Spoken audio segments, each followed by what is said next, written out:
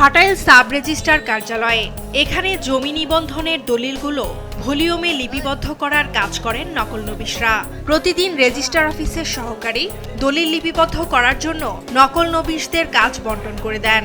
কাজ শেষে যার যার ডায়েরিতে কাজ লিপিবদ্ধ করে মাস শেষে বিল উত্তোলন করেন তারা। তবে রেজিস্ট্রার অফিসের 10 জন নকল নবিশ যে বিল উত্তোলন করেছেন সেই একই কাজ আরেক নকল নবিশ রাজিয়া আক্তার তার ডায়েরিতে লিখে সরকারি টাকা উত্তোলন করেছেন, এমন অভিযোগ অন্য নকল নবিশদের। রাজিয়া 2002 সাল থেকে নকল নবিশ হিসেবে কাজ করছেন। সম্প্রতি দলিল নম্বর যাচাই করতে গিয়ে বের হয়ে আসে এমন তথ্য।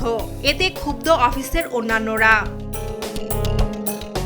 এ ঘটনায় প্রতিকার চেয়ে জেলা ও উপজেলা সাব রেজিস্ট্রার বরাবর লিখিত অভিযোগ দিয়েছে উপজেলা নকল নবিশ অ্যাসোসিয়েশন। তারা জানান, দীর্ঘদিন ধরে সহকর্মীদের করা কাজ নিজের নামে লিখিয়ে সরকারি টাকা তুলছেন রাজিয়া আক্তার। এই কাজটা এক সপ্তাহের মধ্যে সমাধান না করে তাহলে আমরা কঠোর পদক্ষেপে যাব। আমরা যারা 10 জন তুলছি তাদেরটাই সঠিক, আসলে আমাদের স্বাক্ষর আছে ওইখানে, কিন্তু উনার স্বাক্ষর নাই, উনি অযথাই ডায়েরিতে উঠানো। আত্মসাতের ঘটনা জানাজানির পর থেকেই রেজিস্ট্রার অফিসে যাওয়া বন্ধ করেছেন রাজিয়া খাতুন। তার দাবি, কাজ করতে গিয়ে অনিচ্ছাকৃত ভুল হতে পারে।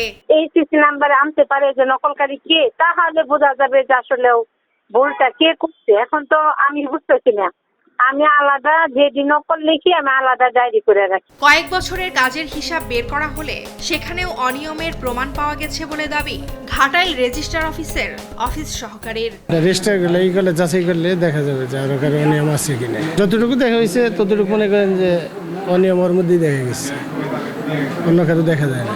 সরকারি টাকা আত্মসাৎ হলে তদন্ত করে টাকা ফেরত নিয়ে কোষাগারে জমা দেওয়ার কথা জানান ঊর্ধ্বতন কর্তৃপক্ষ। উনি তো এটা করতে পারেন না, তো যেটা হয়েছে এটা অবশ্যই তদন্ত সাপেক্ষে এটার ব্যবস্থা গ্রহণ করা হবে। যদি আত্মসাৎ হয় সে টাকা জমা দিবে, জমা দেওয়ার পর তারপর হইলো তাকে ডিপার্টমেন্টে রাখবো না বিদায় দেবো, সেটা হলো পরে হিসাব করবো যে কয় টাকা এরকম হয়েছে। রাজিয়া খাতুনকে শাস্তির আওতায় না আনা হলে কর্মবিরতিতে যাওয়ার ঘোষণা দিয়েছে উপজেলা নকল নবিশ association. Farzana Afroz Tumpa, news desk, Desh TV.